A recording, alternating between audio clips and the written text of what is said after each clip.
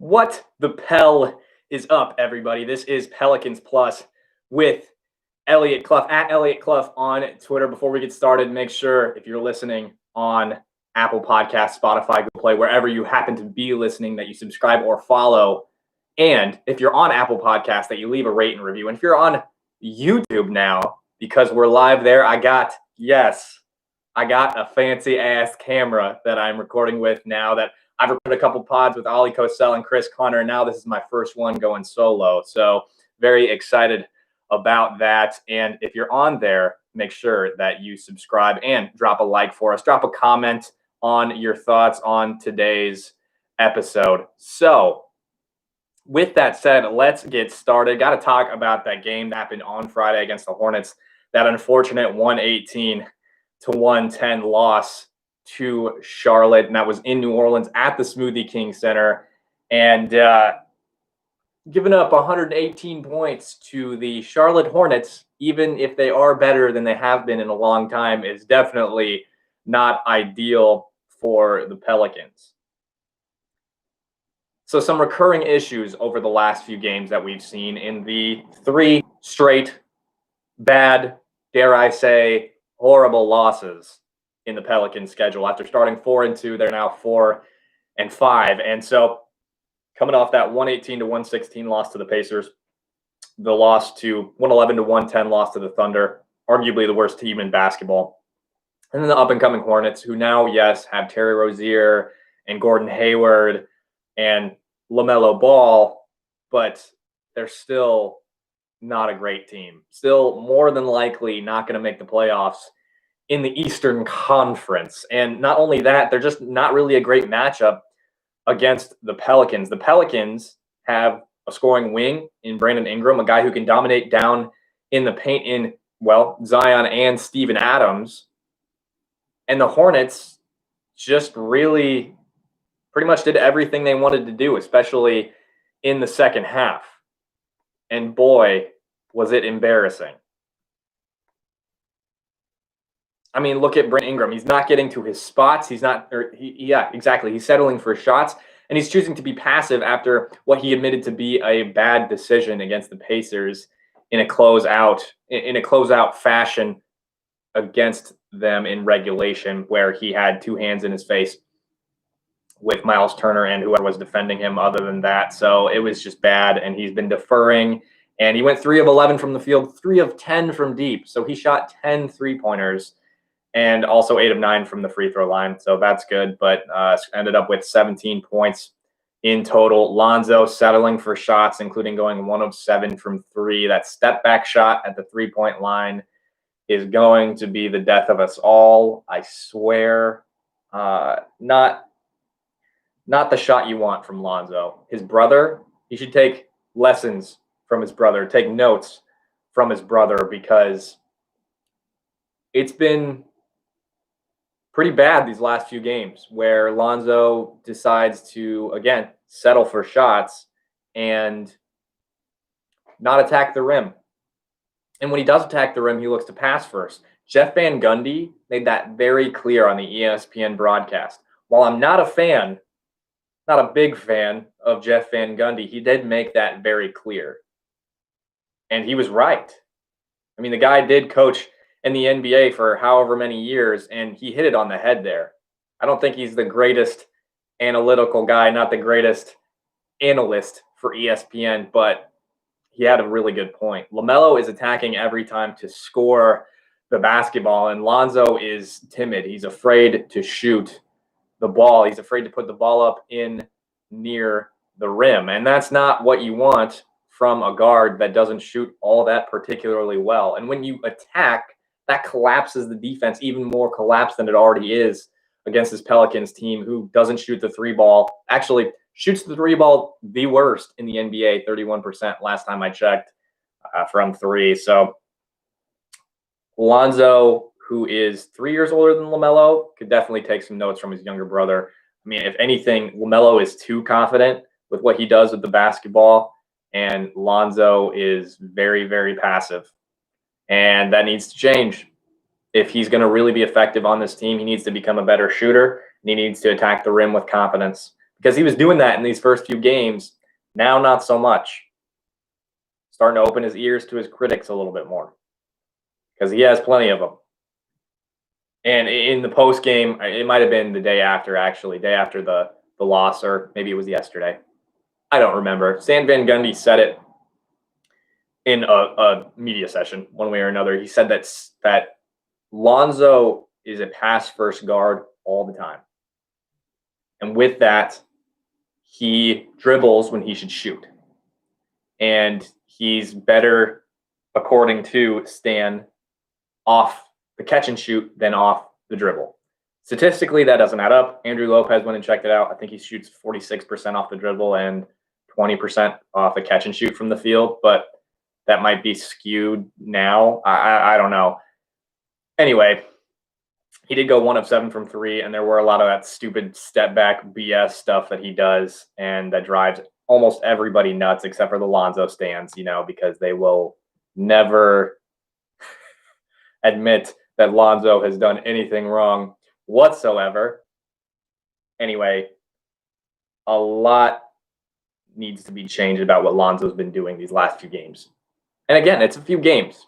And again, it's early on. But the calls for trading Lonzo will start to come up more and more as he continues to do that and as he continues to be less than what he could and should be. Also, Nicolo Melli played 2 minutes. Jackson Hayes played 3 minutes. I just don't get it. I mean, the rotation just is not figured out. And it's been 9 games, yeah. But, I mean, these guys are gassed out there. Brandon Ingram was coming up short on all of his shots. There's a reason he went 3 of 11 from the field. There's a reason he went 3 of 10 from deep. He's gassed. I mean, Zion Williamson played the 5. And it makes sense for the Pels to try this stuff, to try different rotations against teams like the Thunder and the Hornets. But if you're going to lose because of your rotations, on top of a lot of other things, then maybe wait it out until you're feeling comfortable with what you got going on. Because playing Nicolo Melli for 2 minutes, playing Jackson Hayes for 3 minutes, and then Jackson Hayes for 17 minutes, and then not playing Nicolo Melli at all, it's just confusing. It doesn't make any sense. How do you build continuity with that? So rotations aren't down. Speaking of rotations, defensive rotations surely aren't down. This team has no freaking idea what they're doing on the defensive end of the floor. I mean, it looked like they had it down coming off of training camp, and that's been the same sentiment that Stan Van Gundy has said, that a lot of players have said, and it hasn't continued. Whether it's because they're tired, whether it's because they're just not giving the effort or what, I don't know, but Stan Van says it pretty clearly that it's an issue. Defense is an issue. Even though the offense is not particularly good, he said the defense is an issue. I think they were bottom 10 in the league these last few games in terms of defense or defensive efficiency or something. But I mean, it's the same shit, different day. The Hornets scored 16 3-pointers. Words are hard sometimes. Bear with me. The Hornets scored 16 3-pointers on the Pelicans. Pelicans average 15 a game being allowed from opponents. So same thing, out-rebounded 54-43 against this team. And when you've got Zion Williamson and Steven Adams, that shouldn't be the case. 19 to 15 turnovers from Charlotte. And again, they have a ball-dominant young guy in LaMelo who should be turning the ball over more than the Pels.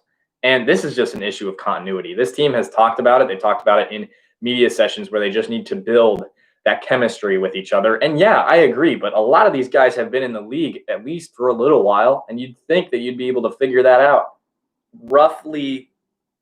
I don't want to say quickly, because I don't want to say because that might be unfair, but they're careless turnovers.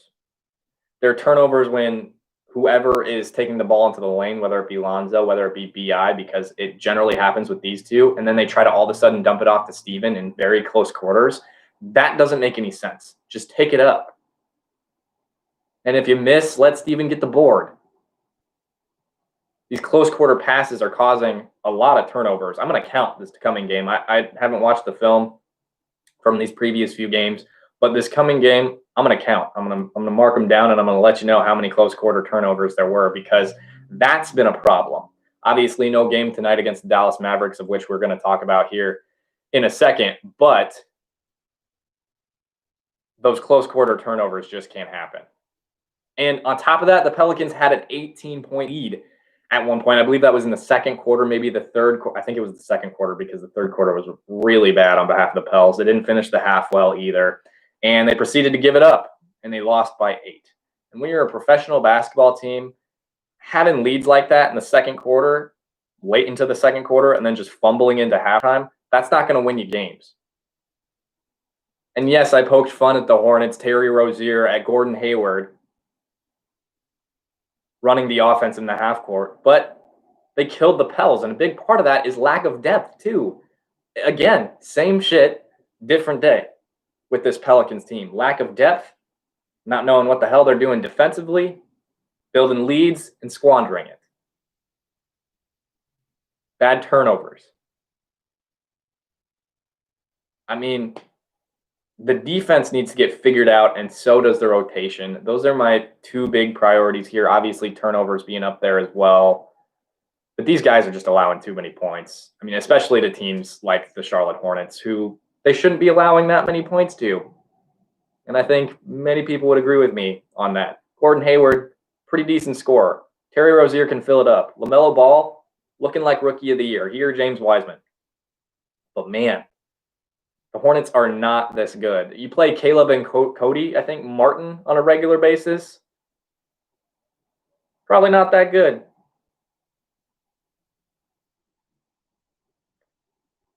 And yeah, I'm going to reiterate it. Lonzo needs to take some notes from his brother. The aggressiveness is not there with Lonzo. The confidence seemed to be there with that, even with that mid-range jump shot from Lonzo, but it has apparently disappeared because I'm not seeing it anymore. Now that we're done with the negatives, and we've talked a lot about negatives with this team on the radio shows that I've been a part of, was on ESPN 1420 with Greg Larnard once again on Friday before the game against the Hornets. And there's been a lot of negatives, especially over these last 3 games. There are some positives to glean from this game, positives/negatives, if I do say so myself. And one of those being JJ and Josh Reddick had pretty damn good games off the bench. 36 total points between the two of them. JJ scoring 17 points, 4 of 7 from deep. Hallelujah that is back for JJ. Josh going 19 points and 4 of 5 from deep. And when Josh and JJ shoot like that, this team should win every damn time. But they didn't. So positive being JJ got a shot back. Josh scored pretty damn well in this game. This is probably going to be an outlier for Josh. But negative is that they lost. Louis Prejean, friend of the show, friend of mine, said it on Twitter. He hit it on the damn head. You can't waste games like this from Josh Hart, from JJ Redick. And that's exactly what they did. And they fell to 4-5 because of it. One positive, Zion went full on to the basket. And this is the first time we've really seen him do that this season. And he went after it and after it and after it. Sure, there were some bad turnovers. Sure, there were some ill-advised shots. But he was 12 of 22 from the field. And he played some 5, which I don't know how I feel about that. I don't know how sustainable that is. Against small lineups, sure, go for it. And it was a small lineup out there. But, I mean, if you're afraid to play Jackson Hayes, if you're afraid to play Willie Hernan-Gomez, I guess that's what you got to do. But playing Zion at the 5 and playing that many minutes, he's going to be gassed on a regular basis. Maybe you need to get him in better shape. Maybe he needs to lose some of that weight that we've talked about. But, I mean, I don't see the 5, playing at the 5 for Zion to be sustainable. I don't. Whether it does work, whether they play it against small ball lineups and he dominates, absolutely. Love to see that. But if it happens on a regular basis, if he is playing against legitimate 5s in the NBA, if Stan Van Gundy expects him to do that, I don't see that going particularly well.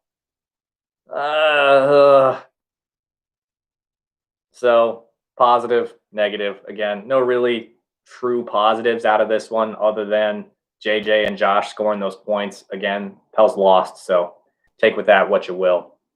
But yeah, transition into this second topic here on Pelicans Plus with Elliot Clough at Elliot Clough on Twitter.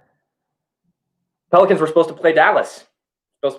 Mavericks tonight in Dallas. The game was postponed because of COVID's tracing stuff. The Mavericks didn't have Josh Richardson, Jalen Brunson, Dorian Finney-Smith, or Maxi Kleber available. So they didn't have 8 players, I guess. I thought they had enough, but apparently they don't have 8 players. Luka was going to play. He didn't have any COVID tracing issues, and this was going to be the first time Kristaps was going to be back this season. He was supposed to play tonight and was expected to be back. Again, I mean, last season this happened where we heard from the media that he was going to come back, and then he'd warm up, say he wasn't 100%, and then he wouldn't play. So it's not positive that he was going to play tonight, but probably kind of a good thing that this one was postponed. Steven Adams is day to day. You're going to want him out there against Kristaps Porzingis. And we have to remember the last time these two teams played, Kristaps went for 34 points, 12 rebounds, and was 14 of 28 from the field. So that was a concern. But at least this time around, the depth would kind of be measured for the Pels. So it would have been a fun game, whether Kristaps played or not. So it sucks that it got postponed. This means we can watch the national championship game between Bama and Ohio State. If you like football, I'm definitely watching that tonight, plus some NBA games, obviously. But on top of that, what this means is that the Pelicans will get more practice time. Bingo. Stan Van Gundy said it himself. He said this team, while we're getting game experience in, they need more practice to instill things, to start working on things. And that couldn't be more true. When your team is struggling with defense, it's probably going to be better for them to practice than to play against a team that has Kristaps Porzingis and Luka Doncic. I mean, try instilling things against somebody who's been expected to be the MVP in pretty much all circles. And then Kristaps, who scored a bunch of points on you last year. And on top of that, the Mavericks were 4-0 against the Pelicans last season. So a good thing in a lot of ways that this game got postponed. You know, COVID, all that stuff. You want to be careful on top of that. But the Pelicans now, instead of playing tonight and then coming back and playing in Los Angeles against the Clippers on the 13th, they'll probably stay in Dallas, get some practice in, and then go to Los Angeles, I assume. I don't know. I mean, you have to know they're in Dallas already. But they'll play on Wednesday, the 13th at 9 p.m. So that'll be fun. Late game tip against the Clippers and then against the Lakers. But this is some much needed work time to get prepared against, to face the Clippers and the Lakers, who are two of the best teams in the Western Conference. So now, rather than it being a 7-game away stretch, I should say, it'll be a 6-game away stretch, which will, again, be a good thing for this team. And again, I'm going to hammer it home. This team needs some time to practice. They need this time together. They need the time for continuity. They need the time for defense. They need the time for Stan Van Gundy to just ream them a little bit more, I think. Maybe not quite that, but get some things hammered home to them. Look, we got to do XYZ defensively. We got to rotate quicker. We got to get on closeouts. We got to be better transition defense. We got to actually make some damn three-point shots. Maybe this opens up some time for these guys to work with Fred Vincent instead of continuing the bad in-game habits.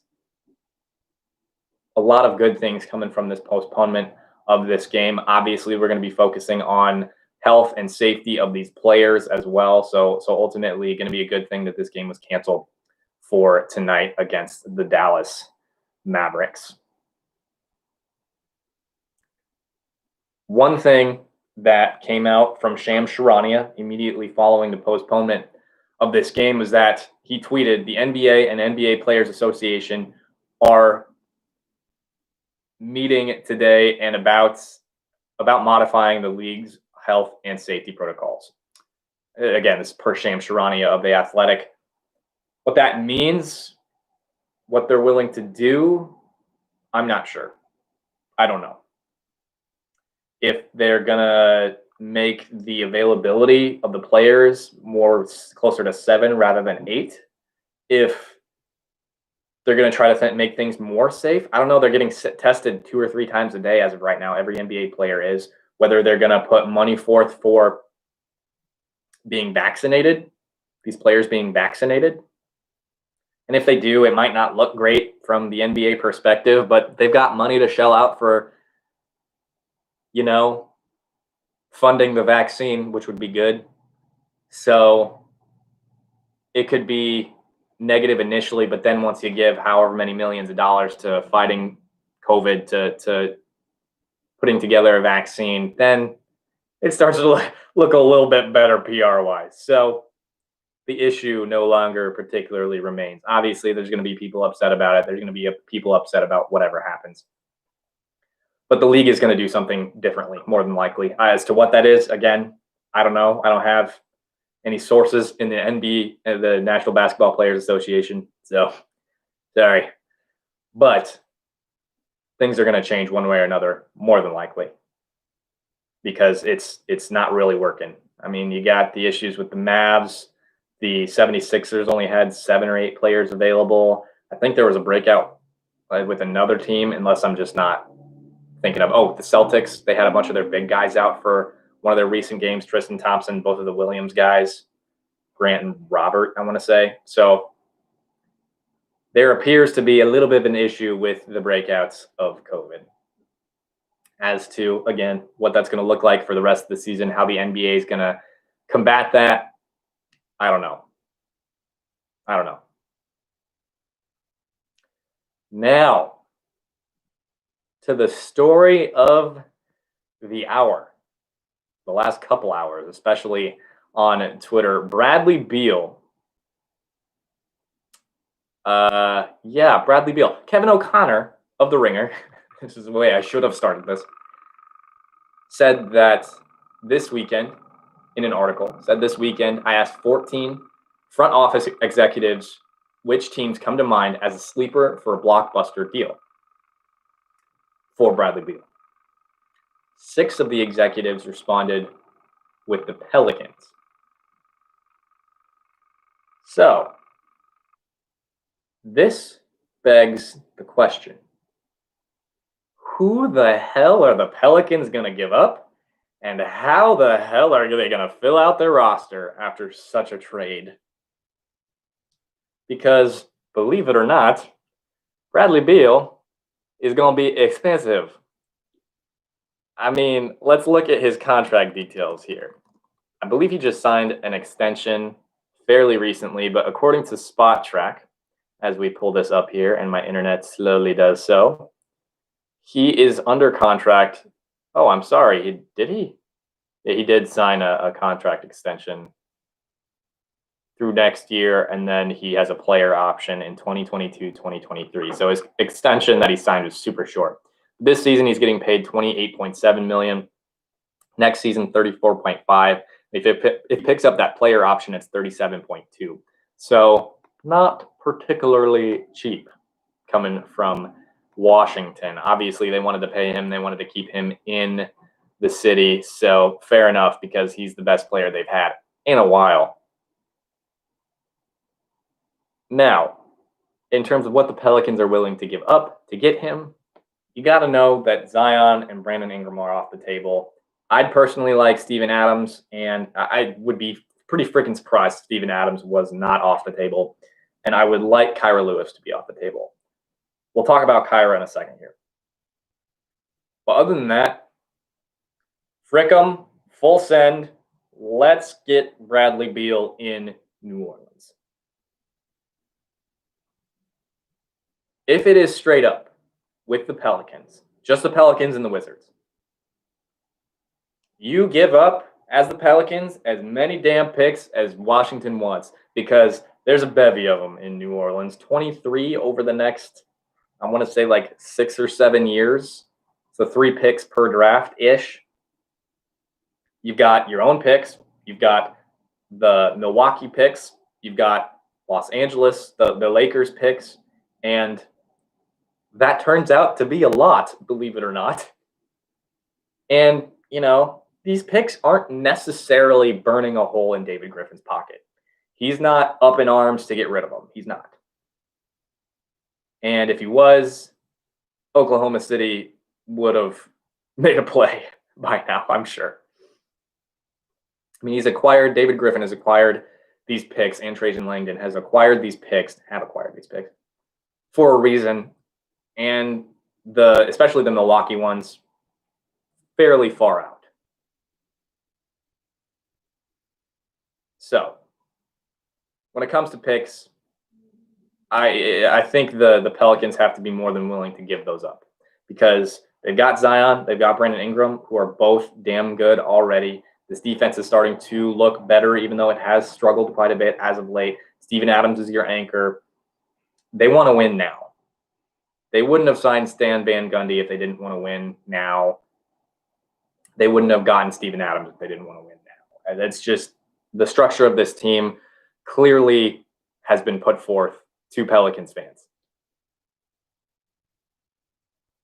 In terms of players that New Orleans would be willing to give up, this would be, it'd have to be a full-on rebuild for Washington. You give up your best player, your only reason for even being competitive in any game, really. I think they're 2-6 right now, or 2-5, if I remember correctly, but they're pretty bad, I can tell you that. So you'd have to be willing to give up a lot of the young pieces that you have if you are New Orleans, because if they're on a rebuild, they're going to want young assets. They're not going to be coming for JJ Redick. They're not going to be coming for Nicolo Melli. That's not what they're going to want. You have to know that these young players, i.e. Jackson Hayes, Kyra, are going to be on the table. And then, of course, Lonzo Ball, who a lot of people would like to get rid of in New Orleans. He doesn't fit the team particularly well in terms of shooting and his run-the-floor type of play. It's just not meshing, at least so far, through 9 games with this team. This team has not been running the floor. We've seen a very small amount of Zion and Lonzo lobs, and it's been tough to miss out on that. But it's just not happening, at least so far, again.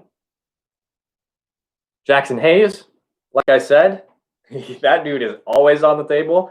Yes, he has gotten better. We have complimented him for the first time in a hot sec in these last however many games. Didn't really get to see much of him in this last one versus the Hornets.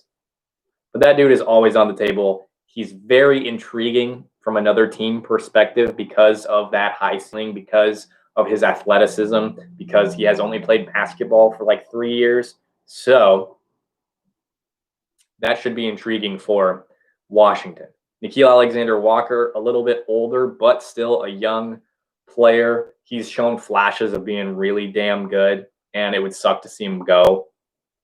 But his ability to attack the basket, his ability to occasionally make a 3-point shot, and his length on the defensive end of the floor are all conducive to him being successful in the league. His ability to finish at the rim that we've seen has been pretty damn awesome. Shot selection still an issue, but that is going to be a pull for the Wizards to go and get him. And then there's Kyra.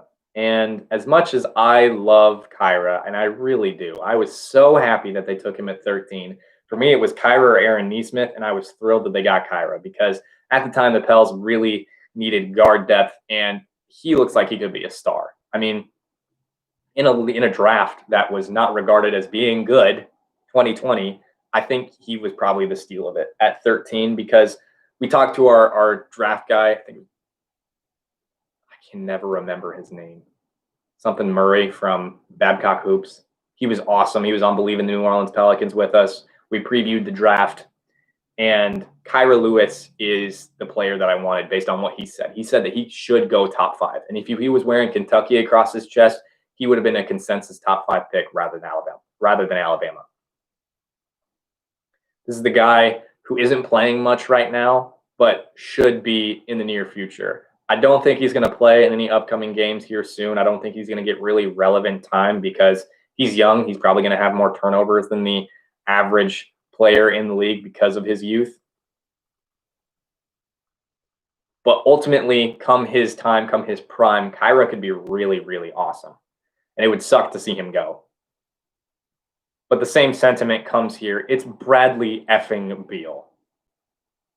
You make the move. You pair him with Brandon Ingram and Zion Williamson and Steven Adams. That is a lethal starting lineup.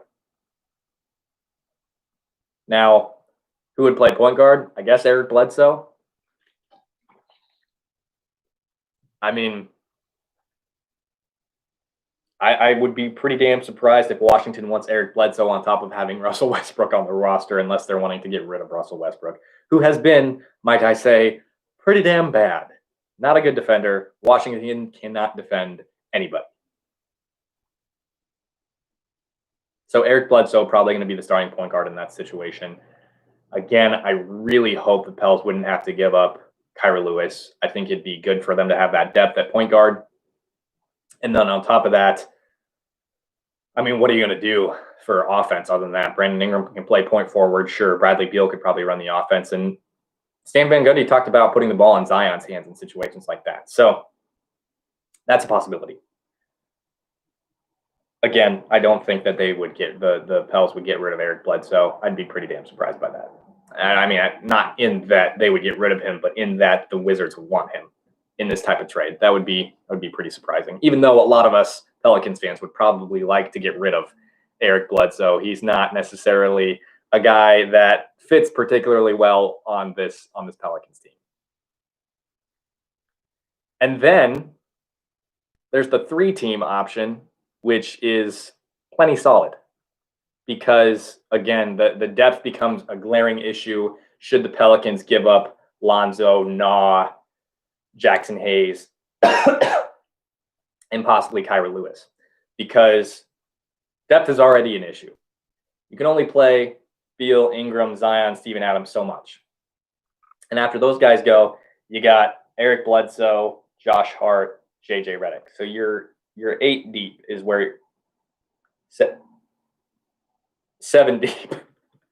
So my apologies. Math is hard. 7 deep at that point in time, which is probably serviceable in the playoffs, not in the regular season. You're going to run your team ragged. Injuries are going to happen. COVID's probably going to be an issue. You can't be 7 deep. 7 deep. And expect to have your team fully healthy for a large part of the season and win a bunch of games. It's just not going to happen. So in this 3-team trade, then you put the possibility of also trading Nico Melli, JJ Redick, and Josh Hart. So there goes some depth issues. But if you can get depth back, well, it's a possibility. You know, you give up JJ to a team that desperately needs shooting. You give up Josh Hart to a team that desperately needs a wing defender off the bench. And hey, maybe you get some athletic big in the return or a big that can shoot, because that's something that this Pels team needs. Do I want to give up JJ? Do I want to give up Josh Hart? Hell no. We're talking possibilities. Remember that, folks. We're talking possibilities. This is not things that I want to do. What I want to do is acquire Bradley Beal. Whether it happens or not, that's the question. Now, in a situation where the Pels go into a trade like this and they give up a lot of players, one way or another, i.e. the Jackson Hayes, Nah, Kyra, Lonzo, they're probably going to have to go into the luxury tax a little bit and fill the roster one way or another through free agency. I mean, there's still players out there that are available that can maybe help this team. If not, just fill out the roster. And, you know, there's that name that we've been talking about all season, Dwayne Dedmon. Whether he's healthy or not, there's got to be something that we're missing out on. Whether teams just don't trust his jump shot anymore, I don't know. But if he is fully healthy, if he's ready to go, if he can still shoot, Dwayne Dedmon's out there. They got guys who can't shoot but can protect the rim in Jordan Bell and Damari Carroll and Rondé Hollis-Jefferson. And then you go for guys who can shoot that are a little bit older, like Marco Bellinelli and Ersan Ilyasova. Ersan Ilyasova, love that dude, love what he brings to the table. Not going to do much for you defensively. And then you just go for guys who can be bodies on your roster and maybe maybe, just maybe fill a role. And that's going to be Kyle Korver because he's one of the greatest shooters of all time. Nick Stauskas, who a lot of us expected to be a good shooter, but hasn't done much in the league. Evan Turner, Tyler Zeller, Courtney Lee, and John Henson. And with the lack of depth on this team, some of these guys are probably going to get minutes. In terms of who I would want from this list, folks, it's tough to narrow it down. I'm just going to go ahead and X-name Damari Carroll and Marco Bellinelli. But other than that, I'm really open to whatever you got. As long as the Pels are signing these guys on veteran minimum deals, because that's all you're going to be able to afford. My top choices as far as bigs are going to be Dwayne Denman, Rondé Hollis-Jefferson. And then as far as wings, other positions, honestly, Kyle Korver, because he's going to get respect from the three-point line, not going to help you much defensively. And then probably Nick Stauskas for the three-point line as well. So those are the options that I have in front of me at this very moment. As this continues to develop, assuming it will, because Bradley Beal is not available yet. He will not be available via trade yet. This team has started off sluggish. They've started off slow in the Wizards, but they're not going to make their best player available immediately. The dude averaged like 35 points a game last year, which is just absolutely insane. All right, sorry, 30.5. I don't know how he wasn't on an all-NBA team, but he's a pretty damn good scorer. And this team could use it. This Pels team could use it. And lastly, this is a lot at once. There are plenty of ways this could go, plenty of ways this could pan out. But I'll read you an excerpt from this Kevin O'Connor article about the possibility of the Pelicans acquiring Bradley Beal. Quote, Ingram and Williamson need assistance offensively. They don't have a shot creator, and their spacing stinks. Beal would bring what the team is lacking with shooting and shot creation. End quote. And a hell of a lot more than that. Beal is worth everything that I just listed out.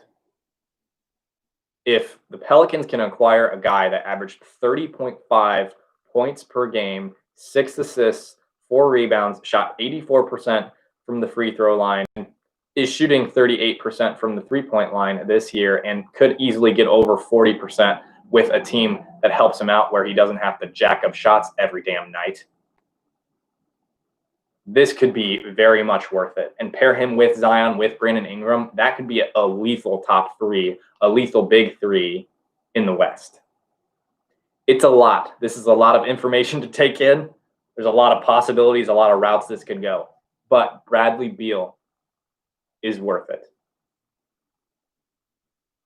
Folks, thank you so much for tuning in today to this episode of Pelicans Plus. Once again, I am Elliot Clough at Elliot Clough on Twitter. For those of you who are watching on YouTube, make sure you subscribe to the channel, drop a like, drop a comment of what you think about what the Pelicans should do, what they are going to do going forward. And if you're listening on Apple Podcasts, Google Play, Spotify, what have you, subscribe, leave a rate and a review. That really, really helps us out, especially, well, only if you're listening on Apple Podcasts. Again, I know a lot of you listen there, so please do that. And even if you don't listen on YouTube, don't watch on YouTube, head over, subscribe, drop us a like. That'll really help us out. Also, check out bootcrewmedia.com. We're dropping articles there every day about the NBA, about every single sport that you love, all your NOLA teams, all your New Orleans teams, all your Louisiana teams. And so you got to check that out. bootcrewmedia.com. That's bootcrewmedia.com. The links to my articles will be on my Twitter feed as always. Once again, folks, I am Elliot Clough at Elliot Clough on Twitter, and this was Pelicans Plus.